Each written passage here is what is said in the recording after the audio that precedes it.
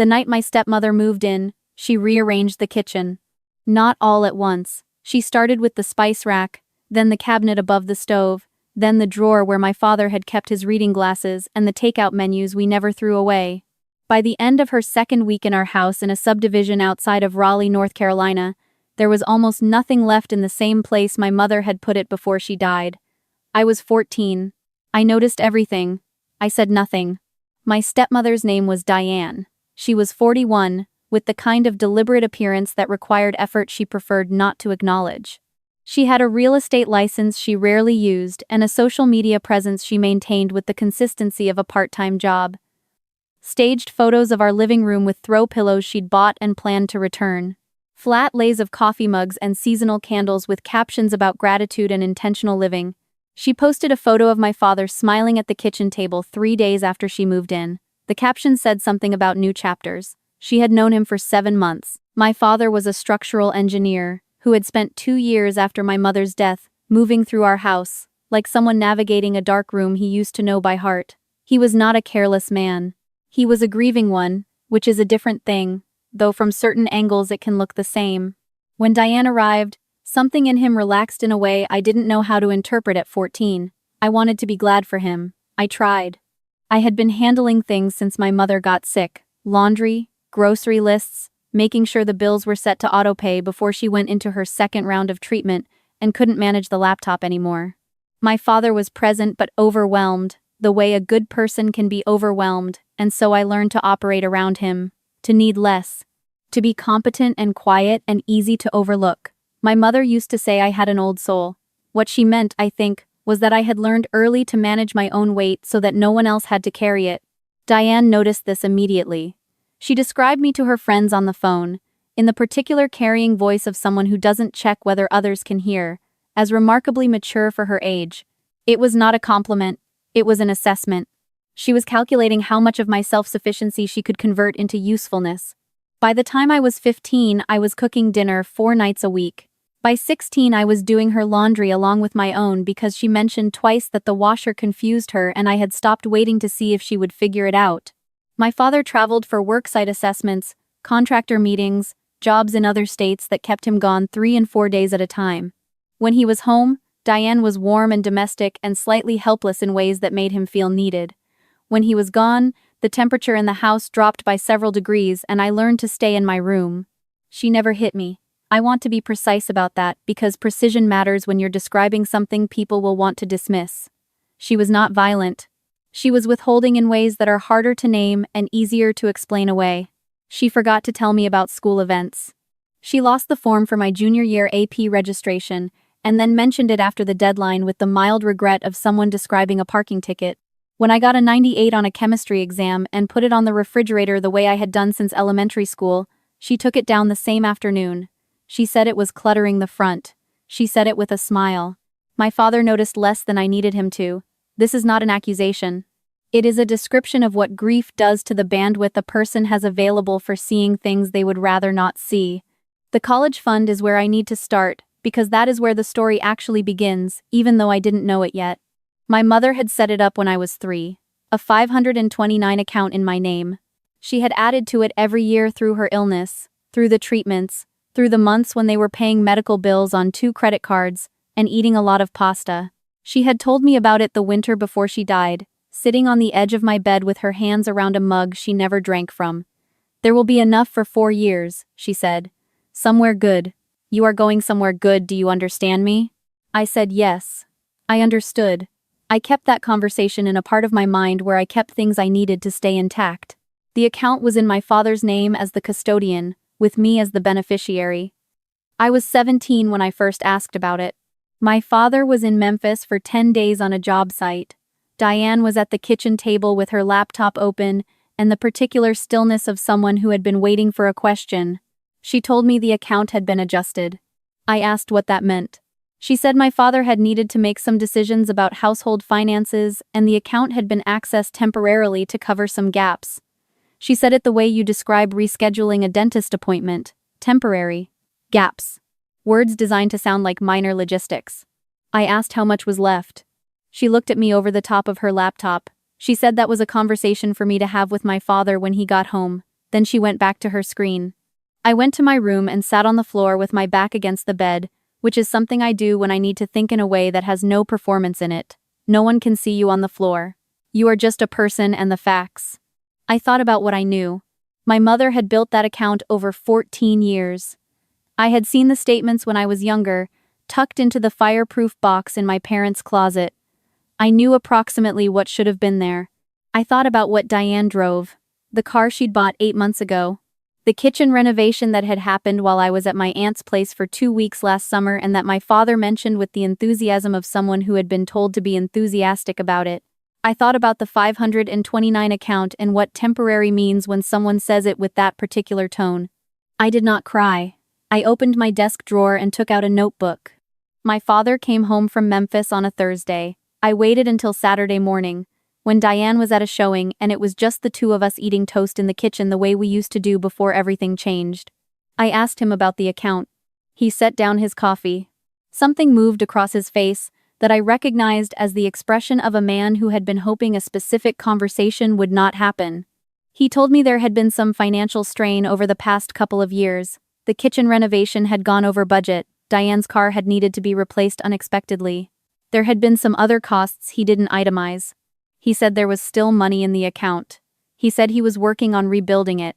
He said this with the careful voice of someone reading from a script they wrote themselves and aren't sure they believe. I asked him how much was left. He said around 11,000. I kept my face arranged. I said okay. I helped him wash the dishes, and I went back to my room. $11,000. For 4 years at any school worth going to. My mother had put in more than 46,000 over 14 years. I had seen the statement. I knew the number. I was not going to be dramatic about this. I was going to be precise. I started documenting from that Saturday. Nothing dramatic. A notebook first, then a folder on my laptop, password protected, backed up to a cloud account Diane didn't know existed. I wrote down what my father had told me, the exact words, the date, the amount he'd cited. I wrote down the dates of the kitchen renovation, the car purchase, every major purchase I could identify from the past 2 years by looking at what had changed in the house.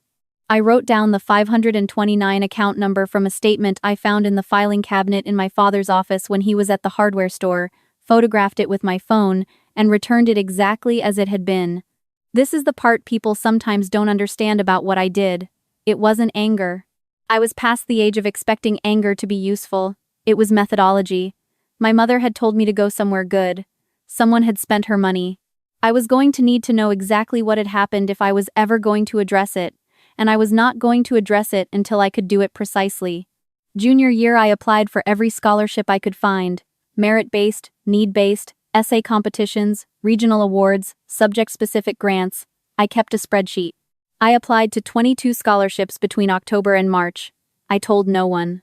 Diane occasionally asked about my college plans with the mild interest of someone asking about the weather, and I said I was working on it, and she went back to her phone. I got into 4 schools. The acceptance I wanted most came on a Tuesday in late March, a school in Boston I had been building toward since I was 15, a place my mother had once pointed to in a magazine and said that's the kind of place that changes what's possible. I sat in my car in the school parking lot and read the email 3 times. Full merit scholarship, room and board included. The number at the bottom of the letter was larger than anything I had ever seen attached to my own name. I sat there for 22 minutes, then I drove home. I did not tell Diane. I told my father that evening, quietly, in his office, with the door closed. He looked at the letter for a long moment, and then he looked at me, with an expression I hadn't seen on his face in years. He said he was proud of me. His voice was uneven. I believed him. I said thank you. Then I said I needed to talk to him about the college fund. He started to say what he had said in the kitchen that morning in January. I let him get 2 sentences in and then I opened my laptop and showed him the folder. I had the original 529 statement from when I was 12, showing the balance. I had the account number. I had a timeline of major household purchases cross-referenced with approximate costs based on contractor websites and car dealership listings. I had my father's own words from January, written down the same day, dated and detailed. I had screenshots of Diane's social media posts, the kitchen reveal, the car photo, the posts about the vacation to Sedona they'd taken when I was at my aunt's, each one with a date stamp. I did not accuse anyone. I laid out a sequence of events and let him read it. He was quiet for a long time, long enough that I could hear the refrigerator running in the kitchen and the sound of Diane's television through the wall. He said her name, just her name, once. I said I wasn't asking him to do anything right now. I said I had the scholarship and I was going to be fine. I said I just needed him to know what I knew. I left him with the folder and went to bed. What happened over the following 6 weeks was not clean or cinematic. Real things rarely are. My father made calls I wasn't present for. He hired an attorney, a woman named Margot Chen, who worked in estate and family finance law, and the attorney requested the 529 account records directly from the financial institution. The records showed 17 withdrawals over 26 months. The documentation my mother had set as the account's designated use post-secondary education expenses for her daughter had been overridden by custodial withdrawal, which is legal for a custodian to do, but which, the attorney explained, could form the basis of a breach of fiduciary duty claim when the funds were clearly designated. This is the part of the story where I tell you what Diane did when she found out about the attorney. She came to my room. She sat on the edge of my desk chair, the way someone sits when they want to look casual and cannot quite manage it. She told me she understood I was upset. She said that finances in a blended family are complicated, and that I was too young to understand the full picture. She said my father had made these decisions together with her, and that I was casting him in an unfair light by framing it the way I was framing it. Then she told me that if I continued pursuing this, she would tell my father about things. I asked her what things. She listed 2 incidents from my sophomore year that I had believed were private, a party I had attended, a situation that had been messy and that I had handled and moved past. She delivered these items with the calm precision of someone who had been holding them for exactly this moment. I looked at her. I thought about my mother sitting on the edge of my bed, with a mug she never drank from. I thought about $46,000 built over 14 years in treatment and financial strain, and the specific determination of a woman who knew she was dying and wanted her daughter to go somewhere good. I said I understood. I said I would think about what she'd told me. She left the room looking satisfied. I went to my desk and opened a new document. I typed out exactly what she had just said to me. I included her exact words regarding the 2 incidents she had referenced. I noted the date and time. I saved the document to the cloud folder. Then I called my aunt. My mother's sister, Aunt Patricia, lived 40 minutes away in a brick ranch house with a garden she tended obsessively and a guest room with a quilt my grandmother had made. She had been cautious in my father's second marriage, supportive of him without being naive, and she had been true ease its situation in our house with the careful attention of someone who loves you too much to say something before you're ready to hear it. I told her everything, not just the money, the years of it, the spice rack, the AP registration, the refrigerator. I told her what Diane had said to me that afternoon. She was quiet for a moment. Then she said, "Come over this weekend and bring the folder." The legal process moved slowly and then all at once, the way legal processes tend to. My father, once he understood the full scope of what the account records showed, was unambiguous in his cooperation. I think he had known something was wrong for a long time and had been afraid to look at it directly. When he finally looked, he didn't look away. Diane retained her own attorney. There were negotiations I was not present for and probably would not have wanted to be. I turned 18 in November. I left for Boston in August, before the legal resolution was finalized. Aunt Patricia drove me. We loaded her SUV with everything I owned that mattered and we stopped at a diner 2 hours into the drive and ate pancakes and she cried a little, not from sadness but from the particular emotion of watching someone you love arrive at something they deserve. The settlement was reached in October of my freshman year. I was in the campus library when my father's attorney called. I stepped outside into the cold Massachusetts air and stood on the steps while she read me the terms. Diane returned $41,000 to my college fund account, restructured as a direct payment to the university. She and my father divorced that same month. He moved into an apartment near his office. He called me every Sunday. I want to tell you about the moment I consider the actual ending, because it wasn't the legal settlement and it wasn't moving into my dorm room and it wasn't any single dramatic scene. It was October, 2 weeks after the call from the attorney. My father drove up to see me.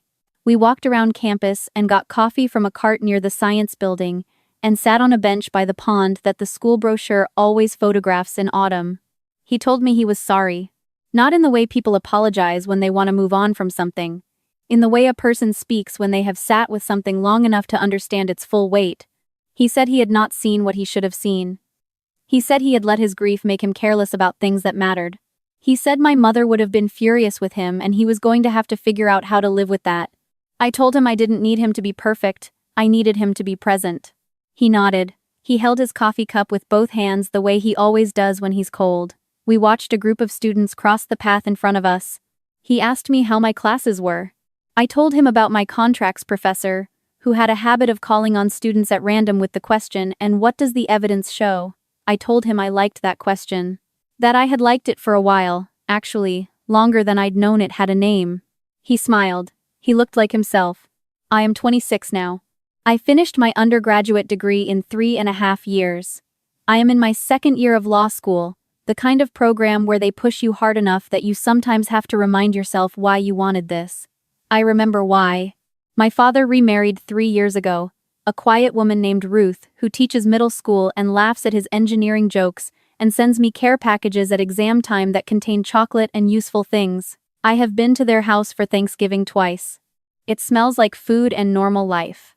Diane sent me a message on a professional networking site 18 months ago. It was brief and not quite an apology, more an acknowledgement, the kind of message someone writes when they are in a process of examining their own choices and need to mark the examination somehow. I read it twice. I did not respond. I don't think I'm required to, and I have stopped organizing my behavior around requirements I didn't agree to. My mother's quilt is on my bed in my apartment. It came from Aunt Patricia's guest room. I asked for it when I started law school, and she drove it to me without asking why, which is the thing about Aunt Patricia, she understands that some things don't need explaining. I keep the folder on my laptop still, not because I need it now, because it is the record of the years I spent learning that evidence is not aggression. That documenting what happens to you is not being difficult. That a girl who writes things down and keeps the receipts and refuses to pretend she doesn't know what she knows is not dramatic or oversensitive or too much. She is just a person who understood very early that the truth doesn't protect itself. You have to do that. I have been asked, more than once, whether I regret how long it took, whether I wish I had spoken up sooner, louder, to more people. I think about this honestly because I believe it deserves an honest answer. What I know is this: I spoke when I had something that could be believed. I built what I needed to build before I handed it to anyone. My mother told me to go somewhere good and someone tried to spend that possibility before I could use it, and I decided very quietly and with no drama at all that I was not going to let that be the end of the sentence. If you have ever had someone take something that was yours and then look at you like you have no right to name what happened, I want you to know I understand that specific silence. The way it sits in your chest like something swallowed wrong. The way you learn to work around it because making it visible seems like it will cost you more than carrying it. But here is what carrying it actually costs. And here is what putting it down, carefully, with documentation, in the right room, in front of the right people, can do. It doesn't always look like a courtroom. Sometimes it looks like a folder on a laptop and a conversation on a bench by a pond in October and a quilt your grandmother made folded at the end of your bed in the apartment where you are becoming, slowly and without anyone's permission, exactly who you were supposed to be.